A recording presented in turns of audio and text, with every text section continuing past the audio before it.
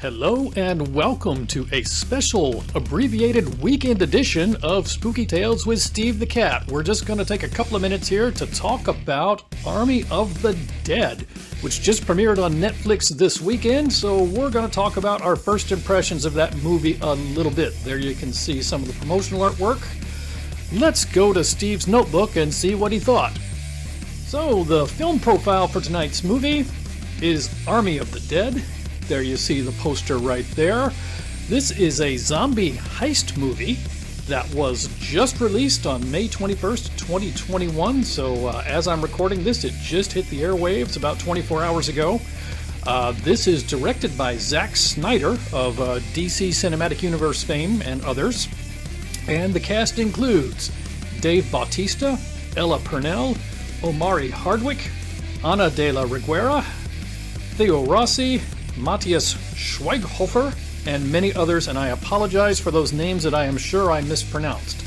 Right off the bat, you should know that this is a Netflix exclusive with limited theatrical release, so your choices are either find a theatrical release of this or stream it on Netflix. I imagine it will be out on Blu-ray and such eventually, probably not right away. I'm going to tell you right off the bat, I am not a huge Zack Snyder fan, but I'm going to try not to let that influence my take on this movie one way or another. So, let's get to the film profile. So what can we say about Army of the Dead? Well, let's do a quick film summary. This is a zombie heist movie that takes place in a near future where Las Vegas has been overrun by zombies, and we'll unpack that more in just a minute, so bear with me. In this movie, Las Vegas has been walled off and declared a quarantine no-go zone to prevent spread of the virus. To eliminate the possibility of the virus escaping, the government has agreed, after much deliberation, to thermonuclear sterilization of Las Vegas. Now, I don't know if they use the term thermonuclear sterilization in this movie. I am taking that from a classic zombie movie from years ago. Some of you will know what I'm talking about. Anyway, a wealthy casino magnate who still has hordes of cash trapped in a vault in Las Vegas hires a team of mercenaries to infiltrate Las Vegas and recover his cash before the bomb is dropped. So that's the premise of the movie right there. Now, there are, as you might imagine, various ulterior motives for the various characters. So there are a number of hidden agendas in this movie. That's not surprising with any kind of a heist movie. This is a good, not great zombie movie. There is lots of action, but there's not a lot of depth, or at least in my opinion. I would say it's pretty formulaic and lacking in surprises. That said, it is entertaining. It's every bit as entertaining as any of the Resident Evil movies, for example. But if you're a fan of zombie movies, you'll enjoy this. If you're not a fan of zombie movies, I don't really see much in this one that's probably going to sway you. But anyway, let's talk about what there is to like and not like about this film. So, things to like. First of all, good special effects, good cinematography, and just overall, this movie looks really good on screen. It does a good job of setting up the zombie outbreak's origin and the fall of Las Vegas without taking up too much time. So, imagine the old James Bond movies where you always have kind of an opening action sequence, and then you have kind of the opening credits with a montage of animations, and then you get into the gist of the movie. This movie is very similar. It opens with kind of an opening sequence where you see how the zombie virus makes its way into Las Vegas. Then they have an opening montage with the opening credits where you see how the virus spreads through Las Vegas. So it does a good job of setting the stage of how Las Vegas fell and the backstory of all the characters in just a couple of minutes. It does a very effective job of setting up everybody's backstory without beating you over the head with it. So by the time the opening montage is done and you're past the opening credits, you're already at least basically familiar with all the characters of the movie, and so they can just get right into the meat of the story, where this has gone on for some time. Las Vegas has been walled in for some time, and now we're looking at the end of the road where they're going to nuke Las Vegas. This movie utilizes both fast and slow zombies, so you've got both the shambling, slow kind of zombies and the quick, terrifying, smart ones. It keeps the action moving, so it never lets the action lull for too long. And what we love here at Spooky Tales with Steve the Cat, it has great big zombie kitty cats. I have not been to Las Vegas in many years, but I used to go at least once a year, and I always loved going to the secret garden of Siegfried and Roy and looking at the white tigers and white lions, and they managed to work zombie versions of a white tiger into this movie. Things that could have been better. It's a formulaic story. It's basically Ocean's 11 meets Resident Evil. I made it a point not to read any other reviews before I went in and watched this. I wanted to go in with a clean slate. Afterwards, I looked at a couple of reviews and I saw somebody describe this as Ocean's 11 with a bit of I Am Legend thrown in, and I think that description is equally valid, or my description of Ocean's 11 meets Resident Evil. Either one, I think, pretty much summarizes the movie pretty well. Even for a zombie movie, the premise is not very plausible.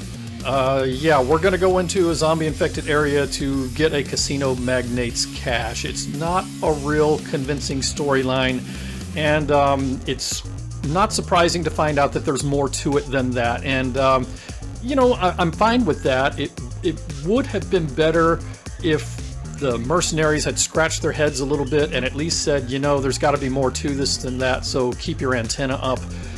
Anyway, various ulterior motives do unfold throughout the movie, but it just struck me as kind of a moment when the casino magnate says, "Hey, I've got cash and I want you guys to get it out of there."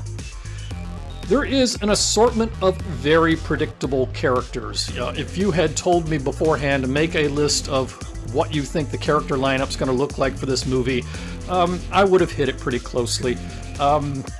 They're all kind of predictable. They're kind of generic mercenary archetypes for a zombie movie, so it's not really innovative from that point of view. That's not to say that they're not likable or that the acting's poor. It's exactly who you would expect to show up in a movie like this. The CGI zombie creatures are not terribly convincing. I love the fact that they utilized a great big zombie kitty cat, but it's not the most realistic thing I've ever seen. Using two species of zombies, honestly, it comes off feeling very much like a Game of Thrones ripoff. The way this plays out is very much like the Night King and the White Walkers in Game of Thrones. You have the fast, smart zombies who kind of have a kingdom ruling over the shambling, slow zombies. And to really drive it home, at one point, the king fast zombie is even riding a zombie horse, and it feels like somebody took Game of Thrones and dropped it into the Las Vegas Strip. And at the end of the movie, there's too many loose ends. It felt almost like a to be continued, and you just know they're not going to make a sequel to this. So it just felt like they were leaving it open-ended to try to set it up as a franchise that probably won't happen. I mean, I think of other Netflix action movies like Bright with Will Smith, and that seemed to be trying to set up a universe to do a whole franchise, and I've not seen hide nor hair of anything else since then, so I don't expect to ever see a follow-up to Bright. I don't expect to ever see a follow-up to Army of the Dead. Now, maybe I'll be proven wrong there, but it just felt unnecessarily open-ended at the end. So, Steve's first impression of Army of the Dead, and understand when I review movies, I usually like to watch them a couple of times and take notes, but I've not had time to do that this time. I just watched it for the first time 2 hours ago. So my first impression is we're going to give this 2.5 paws out of 4. It's entertaining, but not innovative. If you like zombie movies, you'll be entertained, but other than that, it's nothing special. So like I said, if you like zombie movies, you're going to enjoy this movie. If you like action movies, you'll probably enjoy this movie. If you're not really into action or zombie movies, there's really nothing to reach out and grab you and pull you into this one. So it pretty much is what it is. So that's my first impression of Army of the Dead. So, before we go, I just want to put in a tag for the show. Please join our live Facebook watch party. We drop new episodes of Spooky Tales with Steve the Cat every Monday at 10 p.m. Eastern Time with a live Facebook watch party over on the Psycho Bunny Death Cult Facebook page. That's facebook.com/PsychoBunnyDC, all one word. So please come join in if you're a fan of some of the other programming on Psycho Bunny Death Cult or Psychomantium 13. A lot of the other artists drop by for the watch party, and we have a good time bantering while we watch the new episode. If you can't drop by live, you can always catch a replay over on Psycho Bunny Death Cult. And also, we upload the episodes of the show to Spooky Tales with Steve the Cat on Facebook, and we also upload them to the Psycho Bunny Death Cult YouTube page, so there's a couple of options out there to just catch the episodes of the show, but if you want to catch the live watch party, and it's a lot of fun, please join us every Monday night at 10 p.m. Eastern when we drop a new episode and have a little fun in the comments while it's playing. Please like, share, and subscribe if you like the show. Submit to the power of Steve the Cat. As benevolent overlords go, he's a pretty good one. You just scratch his belly every now and again, and you'll get along just fine.